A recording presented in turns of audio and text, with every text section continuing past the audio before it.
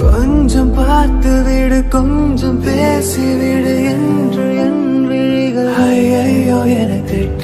கோடை கால மழை வந்து போன பின்னும் சாலையோரம் மரம் தன்னாலே நீ சொட்ட. என்னை தாக்கும் புயலே, இரவோடு காயும் வெயிலே, உன்னாலே உன்னாலே நூலில்லா கதாடியானேனே. அடிப்பெண்ணே அடிப்பெண்ணே, நான் விழுந்தால் உன் பாதம் சேர்வேனே.